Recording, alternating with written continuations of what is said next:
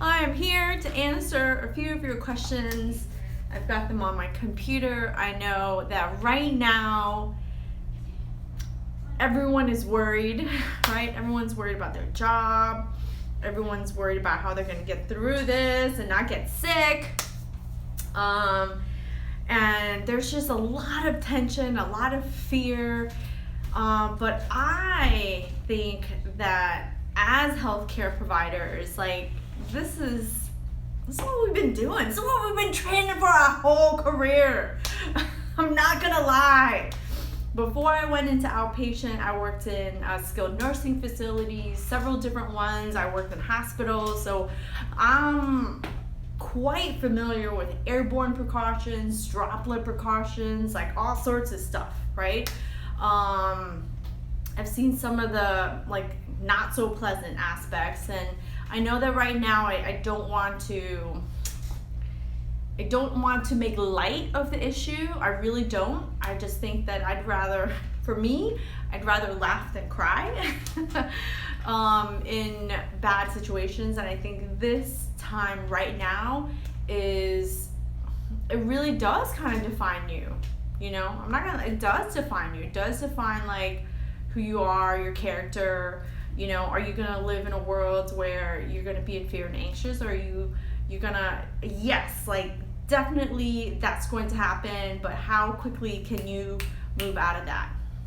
I think that's really huge. There's a certain mindset that comes with it, and I don't know about what you guys are doing, but I've got a team of therapists. I've got staff. Like, I'm a small business.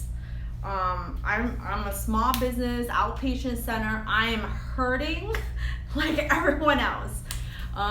But instead of staying in the hurt and the fear and the, I guess, like, the anxiety of it, I'm choosing to move forward. You know, I'm choosing to take control of how I'm gonna feel every day, of what I'm gonna do every day.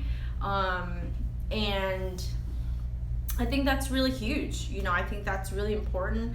It's not just important for my own kids, you know, like my own family, you know, because I don't want my kids looking at me and thinking like, you know, I'm in despair and I'm like locking myself in my room and drinking all day. I mean, I drink. I took a 2-week hiatus though. I tell you what, I needed to get my mind like set, and I needed to create a plan, and I needed to get really intentional and clear about what I needed to do. And so, but yeah, I mean, all joking aside, I mean, there's tons of memes that we can enjoy about drinking and stuff like that, but I really did. I needed to get really real and really speak to my team in a way, because the impact, and I've spoken to them about it, the impact is not just right now. The impact is months down the road. You know, it's months down the road that I have to prepare for. I have to prepare myself, my family. I have to prepare my company. You know, I want to protect my staff. I want to protect the people who are on this ride with me, and hopefully you're working for someone who's doing the same. And, you know, if you're not, I would say that really sucks. But if you can think a little bit outside, like, you're scared, but remember that they're scared too, right? Remember that they're scared too. And I think that's really huge. If you could just kind of give them a little leeway to kind of get all this going. So anyway, so here are some questions that I got. You know, people are worried about layoffs and getting sick. People are worried about not having enough protective gear for their patients. People are fearful of contributing to the spread of the virus.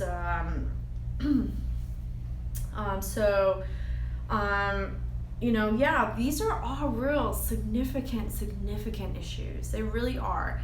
Now, the world that I choose to live in is like, what do I have control over? And I encourage my own team to think, what do they have control over? And what we know to be true, right? What we know to be true is that we need to, as I touch my face, nobody else is here, so I touch my face and whatever. But stop touching your face. Wash your hands. Use hand sanitizer if you have any left. It's been like about 3 weeks. We're in the same boat as everyone else, running low on hand sanitizer. But you know what? We don't run low on soap and water, man. Freaking soap and water. We don't run low on that. So there are things that we know to minimize our own risk, right? So if you have to go to work, you know you've got to minimize your own risk so that you minimize the spread of it. That's how you have control. So minimize going out. Do you know people still having parties? People still having parties, getting around people you don't even know. Stay in your own home. Stay in your own home. Don't invite people over. I actually had a girls' happy hour on Zoom. What was it, Saturday? Some of the mom friends I have, they're like, oh, you know, we haven't got together and the kids are blah. So I have a Zoom account, set it up, send it all out. Everyone's like ching ching over Zoom. I mean, what are you gonna do, you know? But stay home. So there are a lot of things that we have in our own control, and we can do that, right? So that's how you would minimize the spread. And, you know, don't go shopping so much.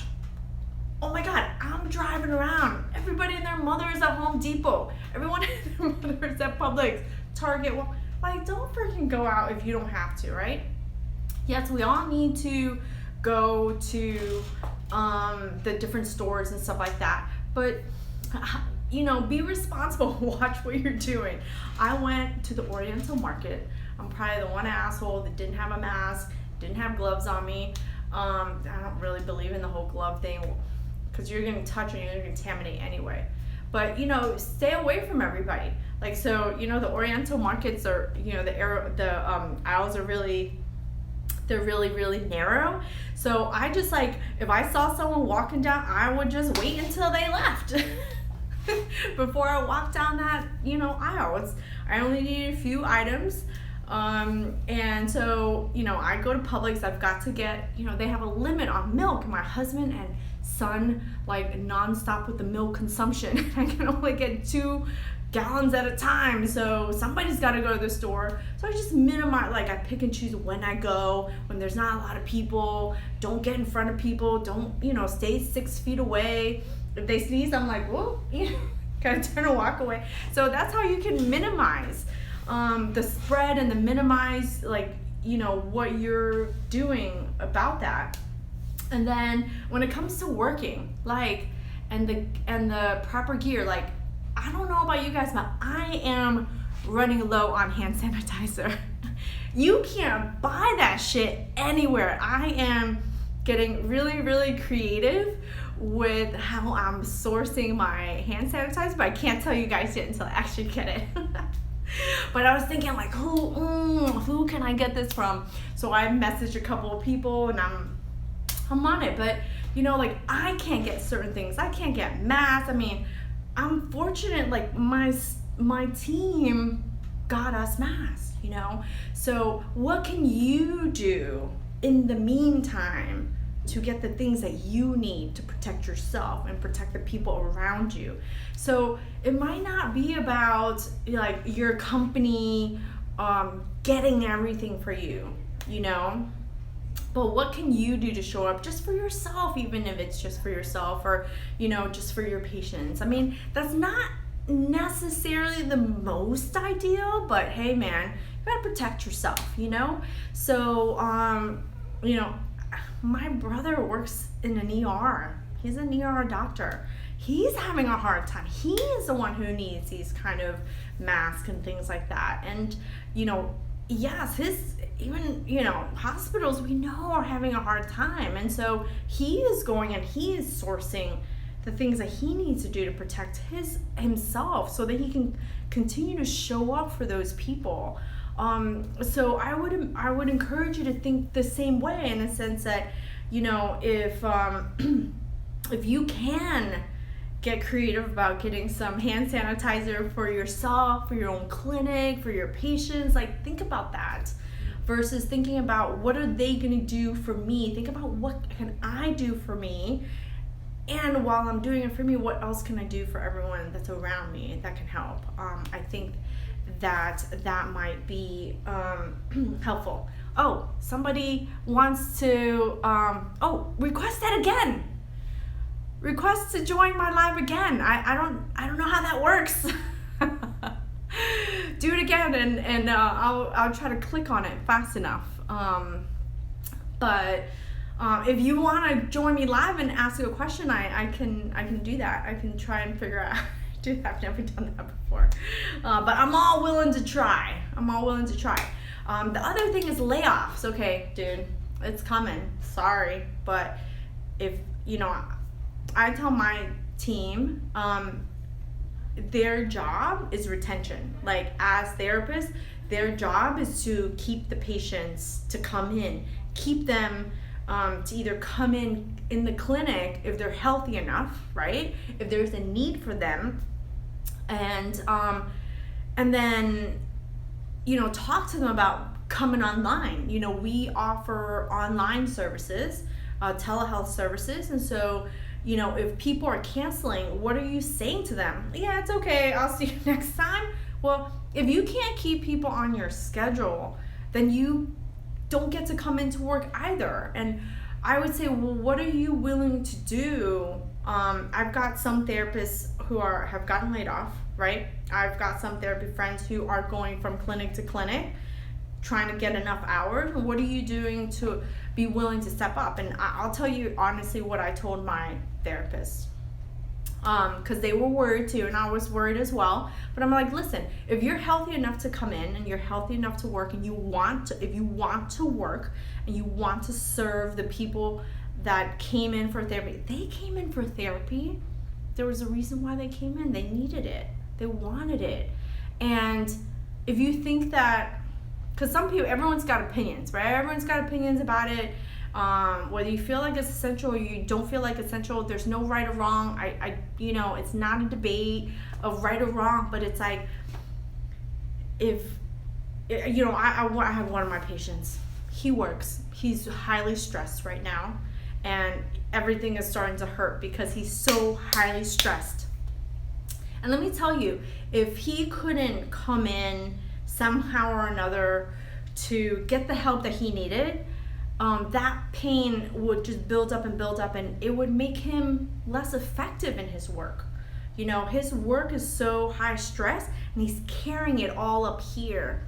And he is actually, because he's had injuries to both sides of his shoulders and stuff like that, and his neck, that he could be at risk for further injuring himself. So if he's healthy and I'm healthy, and we've created an environment where he can come in and get treatment alone and get rid of some of that tightness so he can continue to work, that's essential. People need to work too. We as therapists help people so that they can be pain-free and injury-free, so they can work, right? So it's not like they're just sitting around.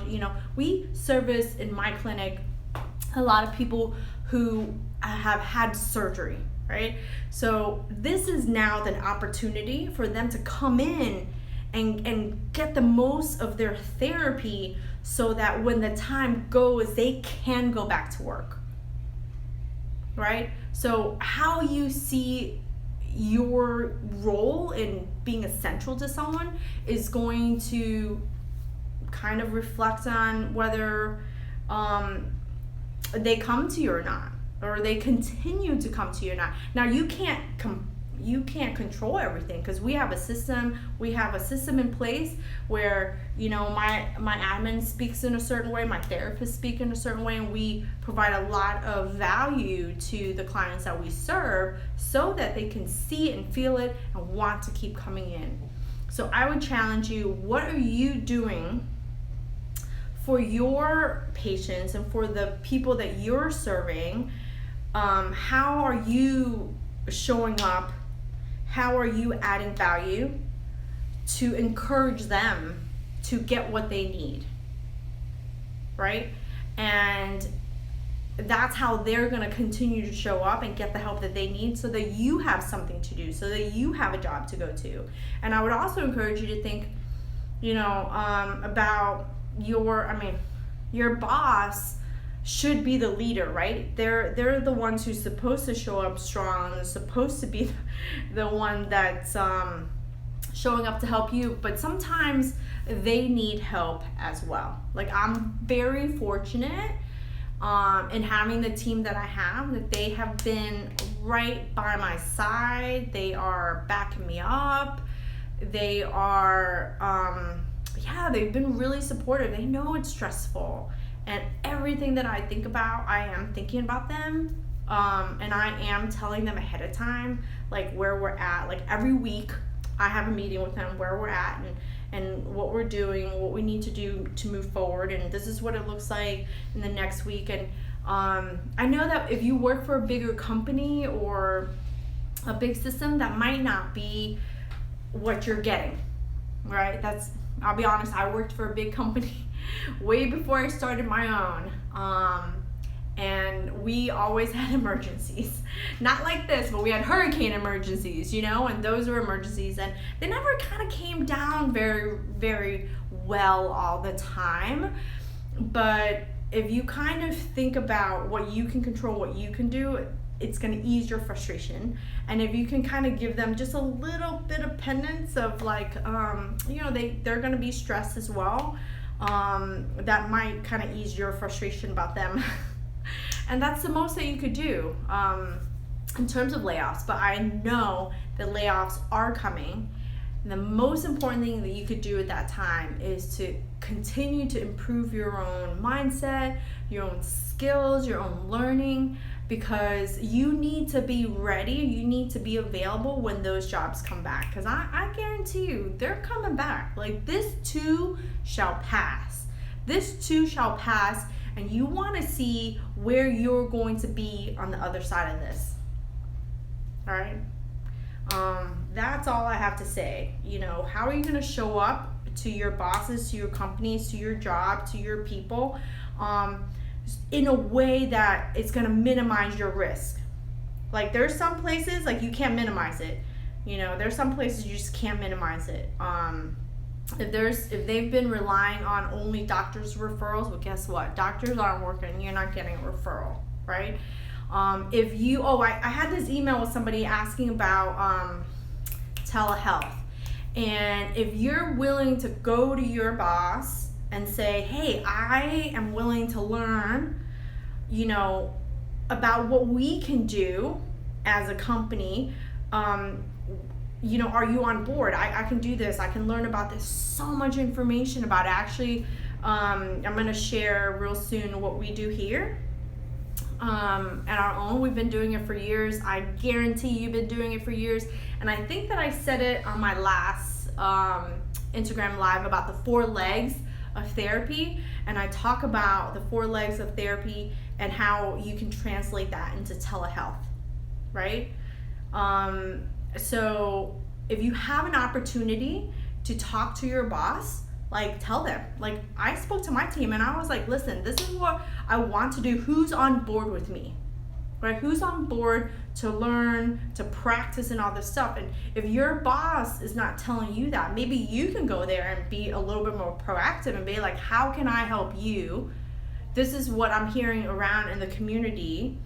And I'm, I always talk about raising your hand. Raise your hand and say, I would love to be that person for you to kickstart it. I think there's a great opportunity here that has always kind of been lurking in the background, but I think we have such a great opportunity now. And it's really going to be about how you're going to show up to take on those opportunities versus to hide.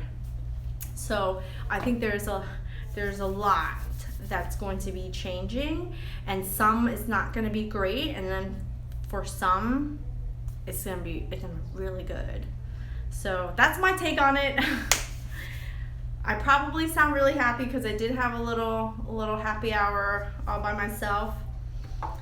So yeah, I hope you guys enjoyed some of the questions. Please feel free. I've got my 30-day hand therapy training that's going on right now. Right now you can sign up. It's 30 days during the weekday that I send out videos, and once you watch one you'll get another one, and it's across the board, a lot of different topics. It's hand therapy is huge, right? So I can't get to all of it, but I just want to showcase a couple of different things, and I want to talk to you about all the opportunities that there are available to you.